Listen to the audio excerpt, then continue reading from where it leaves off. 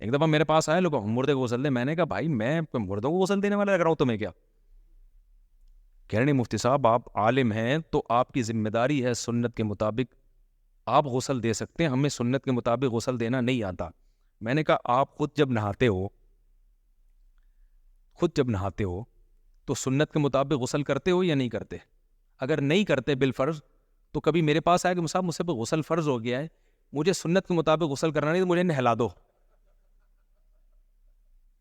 میں آپ کو جواب میں تجھے نہلانے والا لگ رہا ہوں؟ یا آپ آؤ کہ جی منصف صاحب سنت کے مطابق بغلیں صاف کرنا. بغل کا بھی ایک سنت طریقہ ہے صاف کرنے کا, نطف العانہ حدیث میں آتا ہے, اکھاڑا جائے. تو اب اکھاڑنے میں لوگوں کو تکلیف ہوتی ہے, ایک خاص طریقہ ہوتا ہے جس سے اکھاڑو تو تکلیف نہیں ہوتی. اب آپ میرے پاس آئے, سب میرے ماموں کی بغلیں اکھاڑ دیں آپ کائنڈلی. میں کہوں بھائی میں کیا بغلیں اکھاڑنے والا, میں کوئی نائی ہوں؟ آپ کو دیکھیں آپ سنت کے مطابق اکھاڑیں گے, آپ مفتی ہیں, آپ کی ذمہ داری ہے, آپ سنت پہ عمل کریں. میں کہوں گا میں تمہیں سنت طریقہ بتا دوں گا, بغلیں تیرے باپ کی میں نہیں اکھاڑوں گا, تیرا ماموں ہو تیرا باپ ہو. سمجھ میں آ رہی ہے بات؟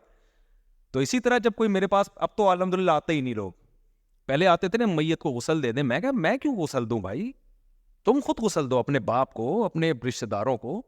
طریقہ نہیں آتا میں طریقہ بتا دوں گا, یہ بہشتی زیور پڑھ لو, اس میں لکھا ہوا ہے سنت طریقہ. نیٹ پہ آج کل سرچ کر لو, اس پہ لکھ جائے گا, مل جائے گا سنت طریقہ کیا ہے, یہ میں بتا دوں گا. غسل میں تھوڑی غسل دوں گا. لیکن بعض بیچارے مولوی اتنی ٹینشن میں ہیں کہ وہ سمجھتے ہیں انہوں نے اتنی لوگوں کو فضائل بتائے نا, میت کو غسل دینا بہت ثواب ہے, اتنے انہوں نے ہر جمعے میں تقریریں کی, اب میت ہو جاتی ہے لوگ کہتے ہیں آؤ نا بہت ثواب ہے. وہ بیچارے کبھی اس مردے کو, آدمی مردے کو غسل دے, اس رات پوری طرح سے نیند نہیں آتی اس کو, تھوڑا سا مردہ اس کو, میں اپنی بات نہیں کر رہا, نارمل عام لوگوں کی بات کر رہا ہوں. ہم نے تو اتنی میتیں دیکھ لی ہیں کہ اس میں اب خوف ختم ہو گیا ہے. میت کی خدمت ہے کیا؟ انسانیت کی آخری خدمت تو یہی ہے نا کہ اس کو تمیز سے غسل کفن جنازے کے ساتھ دفنا دو, یہی ہے نا. تبھی تو میں کہتا ہوں اپنے باپ کو اپنے ہاتھوں سے غسل دیا کرو. تم نے باپ کی زندگی میں خدمت کی ہو یا نہ کی ہو, آخری خدمت کا موقع ملا ہے, اس میں بھی لوگ عیدی سینٹر بھیج دیتے ہیں.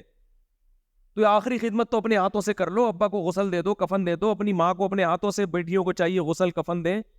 تو یہ بھی خدمت نہیں ہو رہی آج کل کی نئی نسل سے, یعنی عیدی سینٹر بھیج دو, وہاں جا کے خود ہی غسل کفن کر دیں گے.